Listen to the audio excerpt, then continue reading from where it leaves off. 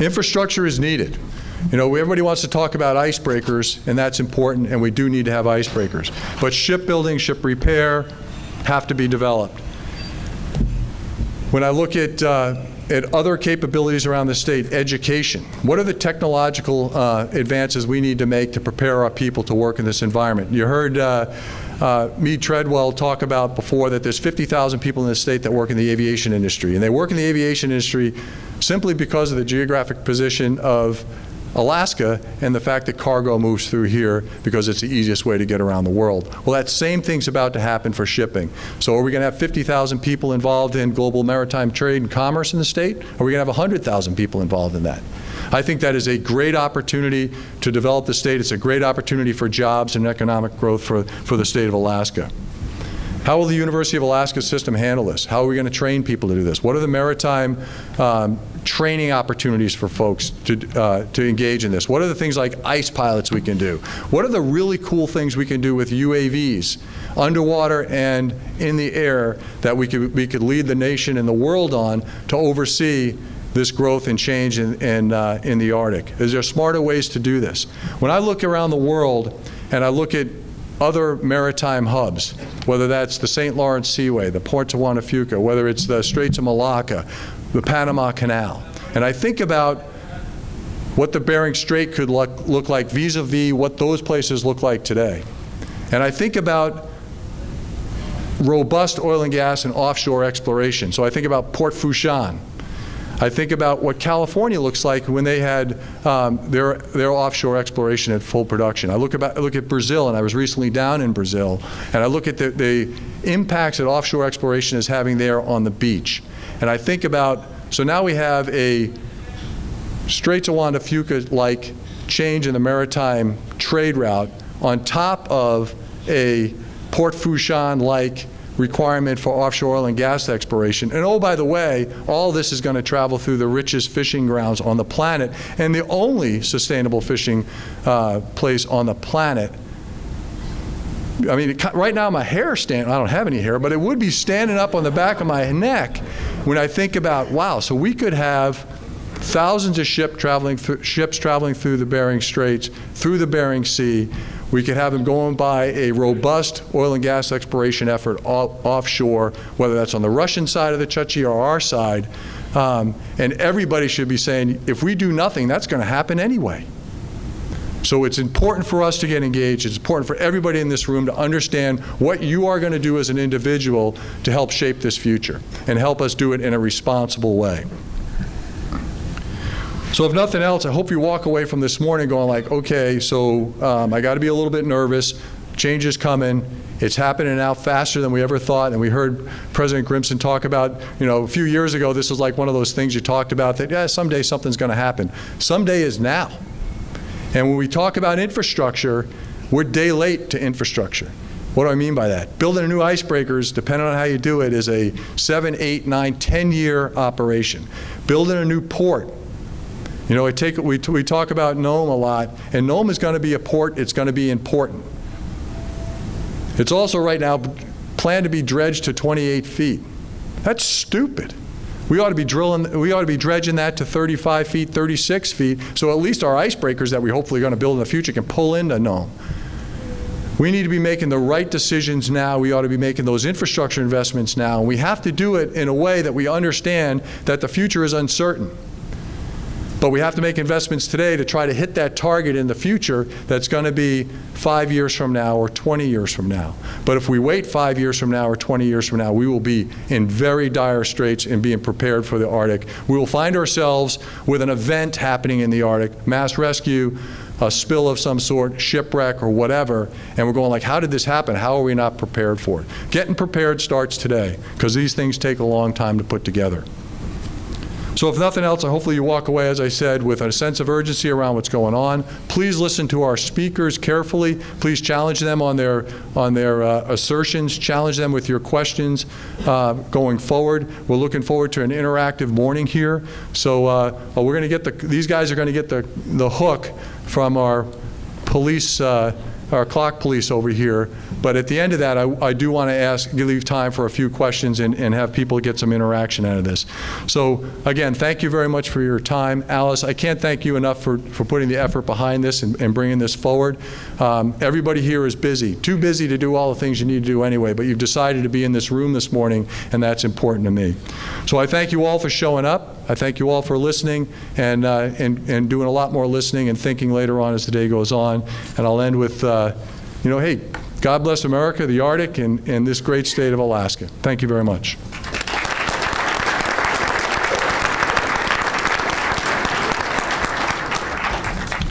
Okay, so what we're going to do next is we're going to make a little bit of a change to the schedule that you might have seen, and we're going to ask, based on President Grimson's request, we're going to have a guest from Iceland, and Heffelstein Higgelson is going to start off this morning and with his slide presentation and talk a little bit about the changing Arctic from his perspective. So if you will, Higgelstein, it's up to you.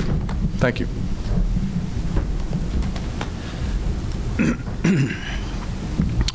Morning, everyone. Thank you for giving me the opportunity to tell you a little bit about this deep sea port project in Iceland called Finnafjord Port. I'm also going to show you that and tell you that we are not only talking in Iceland, we are in action. And we have a very good partner with us on the way to the end. This is the German company Bremen Ports. They are the second largest port in Germany, and in terms of car handling, they are #1 in Europe. And they are, as many other ports in Europe, located more or less inland. That means all vessels have to go up the rivers to hit the ports. And this will, of course, change in future, because after about 200 years, the sea level will be 5 to 7 meters higher than it is now, and we will have difficulties with all ports in Europe. On this map you can see Iceland and the main shipping routes we are talking about, the northwestern passage and the northern sea route, also the central route. But pay attention to the yellow line here. This is something nobody is talking about, but Iceland is in a very interesting position to serve even vessels coming from the Mediterranean area, because it is not much more far away from Gibraltar up to Finnafjord than to Gibraltar to Hamburg. So this is a totally new window we have for Iceland. And but coming to the port of Finnafjord. Finnafjord is a small fjord in the northeastern part of Iceland. It is a deep fjord, and we are quite lucky because we have this long peninsula of Langanes, ranking about 40 kilometers into the sea. So we are very well protected from waves coming from the north. And we are also happy and lucky because all around that fjord we have very big mass of flat land. So here you can see it from the airplane. It is during winter time. We almost have no snow there. It is always ice-free port, as well as all ports in Iceland. And we have been investigating this port for some years now, and this site for some years, and there are many reasons why we should go on with this. You can see here 6 reasons, but there are many more. It is somehow unbelievable, but even now we are in the research phase, and there is interest now already from investors to come in. They are from China, they are from Australia, they are from Canada, and most of those, they are dealing with containers and mining material. And this port will in future play a very important role in the North Atlantic, especially for mining material coming out of Greenland. Greenland is somehow similar to Alaska, very rich on zinc and all the metals you can find on Earth, they are there. But they have no infrastructure. So there is a need for a port close to Greenland, and this is the port. And we have here, as you can see, the possibility to build up to 6.3 kilometer long piers. And we have more than 1,300 hectares of flat land, ideal land to build up industry, not only port activity. And the vegetation there is very poor, and the soil situation is ideal. That means this port will be extremely cheap in the construction. So we have been working on this since 2 years now, and the weather data the weather situation is quite well known, but we decided to build up 2 weather stations on both sides of the fjord. And we have been, making good maps, because before we came into that area, we had almost no maps. And we have been collecting the birds and mapping the vegetation, and modeling of wave climate conditions, soil analysis, etc. So it looks quite interesting, and nothing has come up which is surprising us until now. So here you can see the guys setting up one of the weather stations. We have been using large excavators to dig in, take some trial pits. And as you can see from the material, it is ideal for building up industry or port activity. It is compacted. It is, as you can see, flat, and it is good draining very well. So this is so to say a jewel in the north. This is the situation on the ocean side. The depth is even up to down to 70 meters close to the shore on the north side.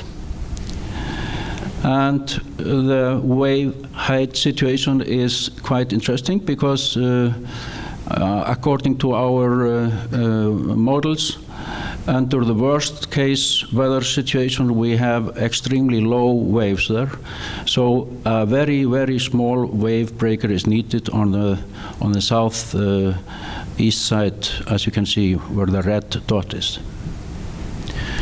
So we have been working on preliminary pier location studies, and of course when you have 6.3 kilometers you have a lot of possibilities. You can build up standard steel sheet. You can also build up jetties for the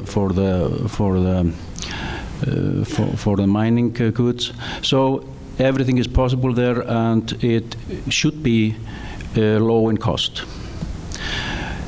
Further research work will happen during the next 2 years, mainly the oceanology and bathymetry, and the biology studies on the ocean floor and in the sea. And for this we need a special permit to even put out nets and catch fish there. And then the archaeological studies has to be done. That will take a time, because 100 years ago we had a small community there, but they left because the fish almost disappeared. So they left to the other side of the peninsula. So the engineering planning and design work will start full force in 2017 after we have been collecting all the data. And after that, the environmental impact assessment process will start. In Iceland, that takes about a year plus. And that means we could see the first construction phase in the year of 2020, not earlier.